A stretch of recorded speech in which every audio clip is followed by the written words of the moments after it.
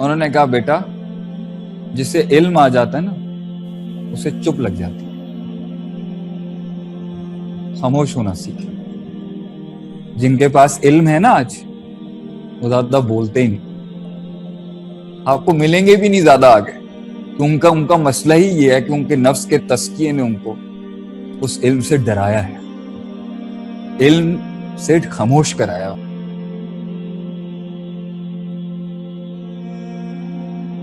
جو کام کرتے ہیں وہ جانتے ہیں، اور آپ کا بھی میں سمجھ سکتا ہوں۔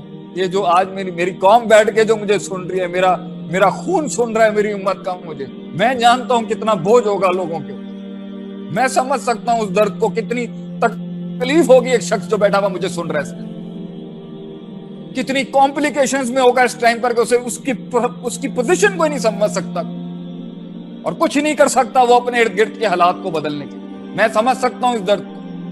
اب وہ جو کیونکہ لینتھی ہو رہا ہوگا نا، اس میں انسان کی ویلیوز چیلنجڈ ہوتی ہیں، اس کا علم چیلنجڈ ہوتا ہے، اس کا تجربہ چیلنجڈ ہوتا ہے، اس کی تربیت چیلنجڈ ہوتی ہے، اس کی ماضی کی پرورش چیلنجڈ ہوتی ہے، اور ایک ٹائم پر انسان آ کے کہتا ہے let's change, it's time to change. Good, یہاں تک تو اچھا تھا، مگر جو وہ چینج ہوتا ہے نا بغیر علم کے، جو سیکنڈ فیکٹر ہے یعلمہم الکتاب، وہ جو بغیر علم کے تبدیلی لاتا ہے نا، اس پہ انسان نے بہت غلطیاں کی، بڑے بلنڈرز مارے اور بہت بنڈ مارے اس کو، کیونکہ اس کا کوئی استاد نہیں تھا۔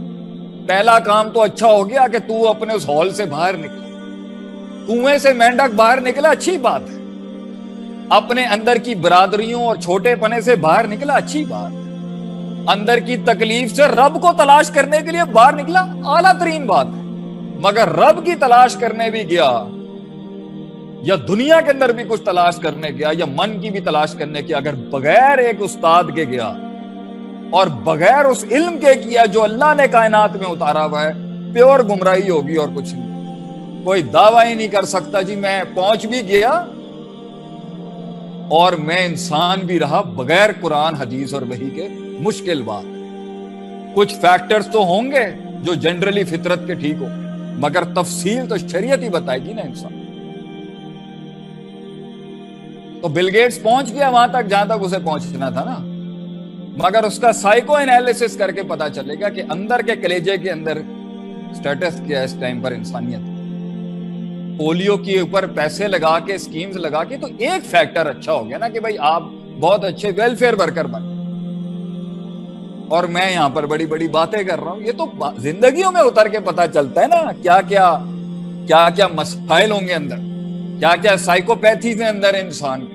وہ تو آپ جتنا کلوز آتے ہیں تو پتا چلتا ہے نا بھائی، وہ یہ بھی مسئلہ ہے، یہ بھی مسئلہ ہے، یہ بھی مسئلہ ہے۔ میں جب دین سیکھنے نیا شروع ہوا نا، تو میں اپنے اساتذہ کے آگے نا بہت بولتا تھا، مجھے سمجھ ہی نہیں آتی، کیونکہ وہ باہر سے پڑھ کے آیا ہوا تھا نا۔ تو ہمارے ہاں being bold is to be being very ہمارے ہاں بولڈ ہونا، زیادہ بولنا ویسٹرن، مطلب اٹس ہی از ویری چارمنگ، یہ والا ہم کہہ دیتے ہیں۔ تو استاد جی ہنستے تھے ہمیشہ، میں ہمیشہ نا استاد جی کے آگے اپنی بہت زیادہ نا بس فضول کی بھی بیچ میں مستی بھی چل رہی ہے، یہ بھی وہ۔ وقت کے ساتھ ساتھ مجھے احساس ہوا کہ حسن یہ ہے میرے اندر نہیں ہے، he is beautiful, I am not. تو میں آہستہ آہستہ خاموش ہونا چاہوں گا، اس حد تک کہ مجھے ایک شخص نے ہماری مسجد میں ایک بڑا اچھا جملہ کہا جب میں نماز پڑھتا تھا اپنے ابتدائی سال۔ انہوں نے کہا بیٹا جسے علم آ جاتا ہے نا اسے چپ لگ جاتی، خاموش ہونا سیکھے۔ جن کے پاس علم ہے نا آج وہ زیادہ بولتے ہی نہیں، آپ کو ملیں گے بھی نہیں زیادہ آگے، کہ ان کا مسئلہ ہی یہ ہے کہ ان کے نفس کے تزکیے نے ان کو اس علم سے ڈرایا ہے، علم سے خاموش کرایا۔ اور علم کی پہلی شان ہی یہی ہے کہ جب یہ آپ کو آتا ہے نا تو آپ کو پتا چل جاتا ہے کہ آپ جاہل کتنے۔ میں جانتا ہوں مجھے کیا آدھا علم کیا ہے، جاننا کہ مجھے کیا نہیں آتا۔ گہرا نقطہ ہے، نوٹ کریے، یزکیم سے آگے والا تھوڑا ڈسکس کر رہا ہوں۔ I'm about to take a switch there۔ علم، آدھا علم جاننا مجھے کیا نہیں آتا، اور آدھا علم جاننا کہ میں نے کیا جاننا ہے۔ یہ کوئی علم نہیں ہوتا کہ مجھے کیا آ گیا ہے، علم صرف یہ جاننے کا نام ہے کہ مجھے کیا نہیں آتا. بڑے گہرے جملے ہیں. یہاں تو کسی کو 2 حدیثیں آ جائیں نا, یا تھوڑا سا گہرا نقطہ آ جائے قرآن حدیث پہ بات کر, وہ کنٹین ہی نہیں کر سکتا, اس سے پھٹ جائے گا اپنے علم کے ساتھ. دکھ جائے گا آپ کو, محفل میں بیٹھے ہوں گے خاموشی نہیں رہ سکتے. ہم نے ایسے ایسے لوگ دیکھے, اللہ اکبر, فوت ہو گئے. اب تو علماء تو فوت ہو رہے ہیں سارے. 6 علماء فوت ہو گئے 1 مہینے کے اندر. شاید یہ غم ہم سمجھ سکتے ہیں کہ یتیم ہونا کیا ہوتا ہے.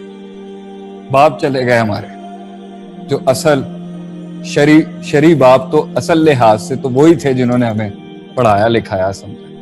وہ نہیں ہوں گے, یہ ہمارے جیسے ہی بول رہے ہوں گے بیچ.